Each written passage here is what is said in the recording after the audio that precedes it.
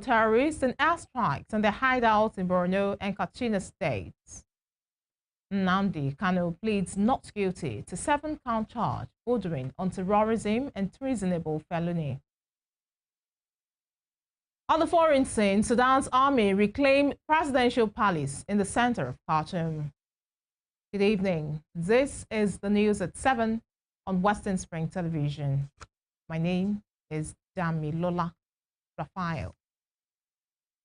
Osun State Governor Ademola Adeleke has reimposed the 12-hour curfew on Ifon and Ilobu communities following the resurgence of violent clashes between the two communities. A statement signed by the State Commissioner for Information and Public Engagement, Olakbo Alimi, on Friday stated that the reimposed curfew starts at 6 p.m. and ends by 6 a.m. daily till further notice. Mr. Alimi said Governor Adeleke has also directed that an immediate meeting that will be attended by the Olufon of Ifon, Oba Peter Akinyoye, and the Olobu of Ilobu, Oba Ashiru Olaniyan, alongside other stakeholders from both communities, be held on Saturday to discuss further resolutions of the conflict. He subsequently urged indigents of the two communities and their traditional rulers to follow the path of peace and harmonious coexistence, warning that anyone or group of persons found aiding and abetting the crisis would be dealt with. Earlier, a former councillor from Ifon Rolu, identified simply as Aziz, was reportedly killed as the boundary disputes involving Ifon and the Ilobu communities resurged. Also, during the bloody clashes involving the communities, several houses were reportedly razed. Media aide to Olufon of Ifon, Yusuf Adekunle, who confirms the incident, accused the Ilobu community of sponsoring the attack.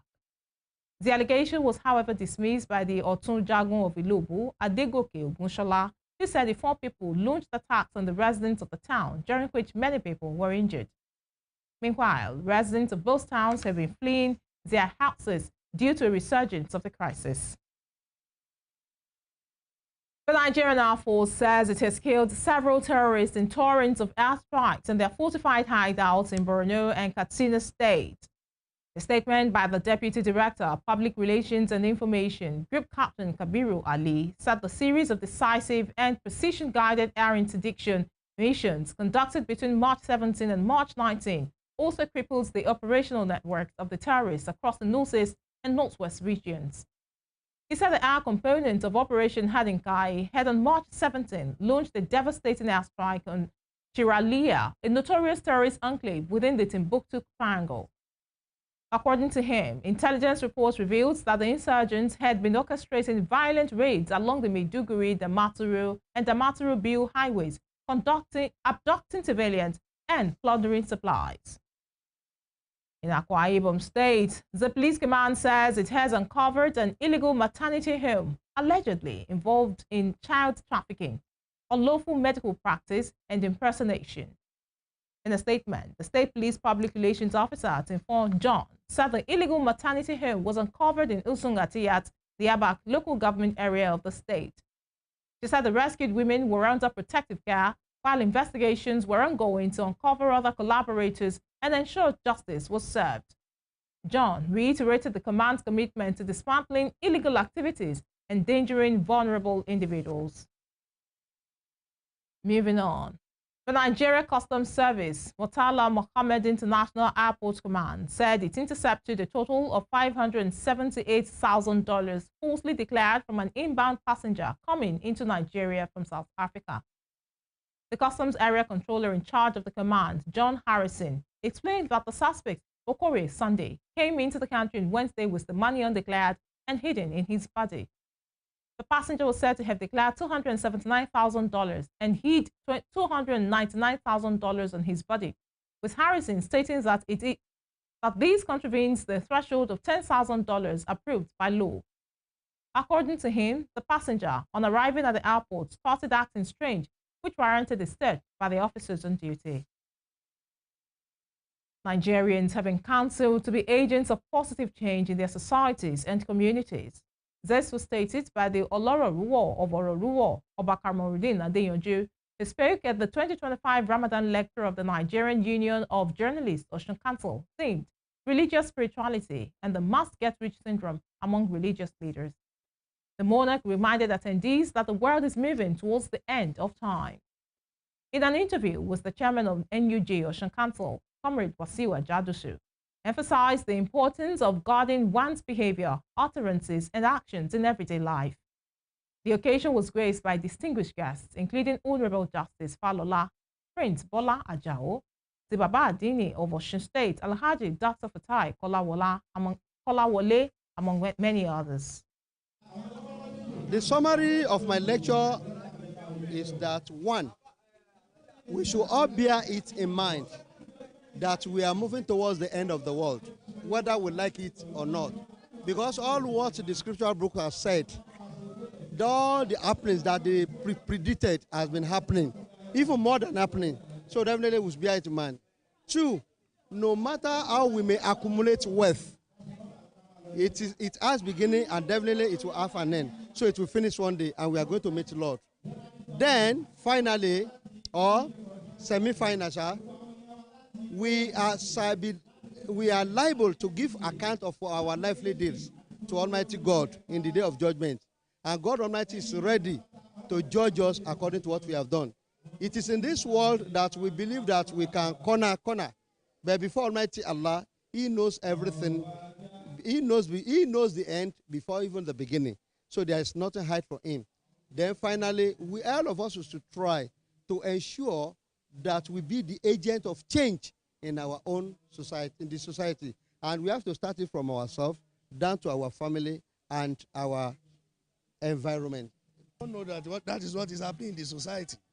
And there's a need for us to engage in conversation that will center around topical issues that affect virtually every human being on planet. It has become a common practice now, a phenomenon that we need to talk about. That people will believe that you need to kill one another for you to be rich. And despite the religion that we propagate in this country, we have more of a Christian, we are more of church than being a Christian. We have more of mosque than being a Muslim. And there's a need for us to look at the missing link. Where are we getting it wrong? And the guest lecturer has succeeded in doing justice to it. He emphasized the need for us to always be moral upright and see that, always remember in every action and deed that we are going to leave this earth. That irrespective of whatever wealth you might have acquired, that the day is coming that you no longer be on this planet. So we should guide our behavior, we should guide our utterances, we should guide our action. So that's the focus of this year. In other news, the Supreme Court has nullified the judgment which sacked Samuel Anyanwu as National Secretary of the People's Democratic Party, PDP. The Apex Court, in its verdict on Friday, set aside the rulings of the Court of Appeal in Enugu and that of the Federal High Court. The 5-member panel of the Apex Court held that the debate over the position is an internal affair which should not be adjudicated on. Anyanwu is an ally of the Minister of the Federal Capital Territory, Nyesom Wike. Anyanwu and Sunday Ude Okoye have been laying claim to the position of National Secretary. Leader of the proscribed indigenous people of Biafra, IPOB, Nnamdi Kanu, has pleaded not guilty to a 7-count charge bordering on terrorism and treasonable felony. He also apologized to the Federal High Court, former presiding judge Bintan Yako, and counsel to the federal government Adegboyega Awomolu over his conduct at the last hearing. Kanu was arraigned on Friday before Justice James Omotosho of the Federal High Court in Abuja. On March 8, Chief Judge of the Federal High Court, John Soho, reassigned Kanu's case to a new judge after the defendant repeatedly asked Justice Bintan Yako to recuse herself from his case.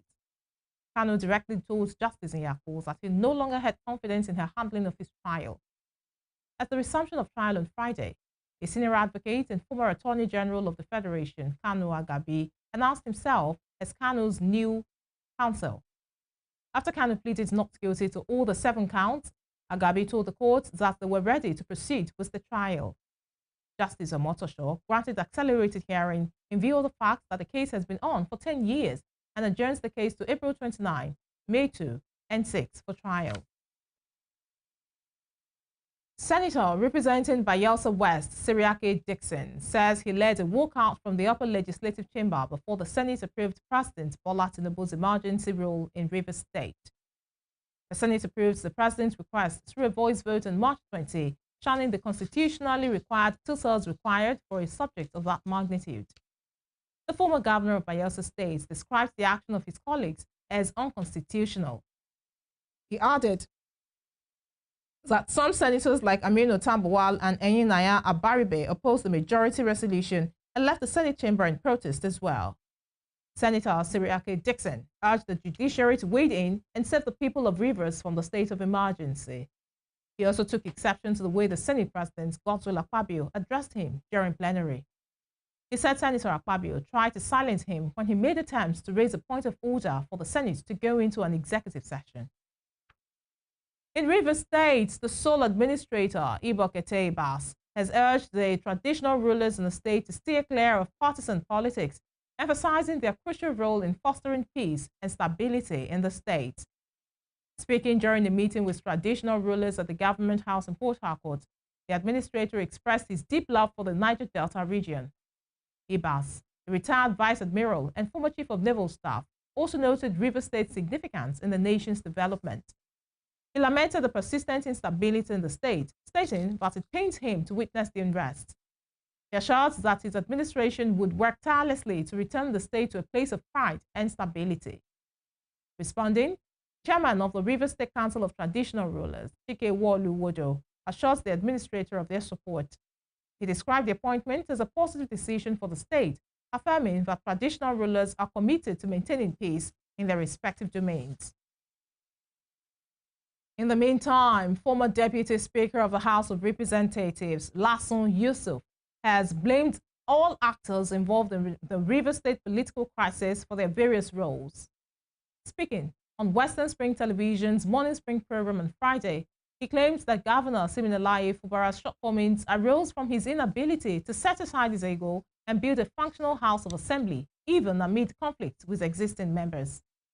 Mr. Yusuf also condemned calls by the National Secretary of the All Progressives Congress, APC, Ajibola Bashiru, for the Rivers situation to also be applied to Osun State.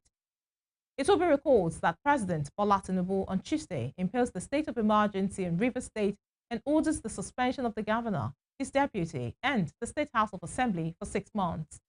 That proclamation has been ratified by the National Assembly. Let's go to the politics. The political angle of it is that there are so many politicians who have been in politics for a very long time. Some of them must have even been preparing for days when their opportunities will come to have a shot at the governorship of Rivers State. They were denied. Their times have been wasted. People don't know that the greatest investment of any politician is time. It's time. When you say you're a politician, you go to meeting every day, every month, year in, year out. When it is time for you to now, reap the fruit of that time you have spent, you are denied. And it's a time wasted. It's a part of a lifetime. Some people have been in politics since 1999, up to 2023, when that election took place. So such people have wasted a minimum of 25 years wanting to be a politician, to want to bring. So that's the political angle. What about the governance angle? At governance angle, Fubara was completely wrong in the sense that you cannot run a state government without a House of Assembly. Let me say this morning. Some of us don't know the difference between democracy and representative democracy. They are two different things. The meaning of democracy, like Abraham Lincoln said it, is the government of the people, by the people, and for the people. What does that mean? It means at every point in time, everybody within the space, and I mean it, that's the meaning of democracy. Everybody within the space at any point in time must always come together to vote on policies that is going to be attained by those living in that space. But you and I know it's not possible. Give, for example, in Osun, if you want to apply democracy in Osun, it means a minimum of 4 million people will always come together at every point to vote on particular thing. So all right. You're watching News at 7 on Western Spring Television. Still to come.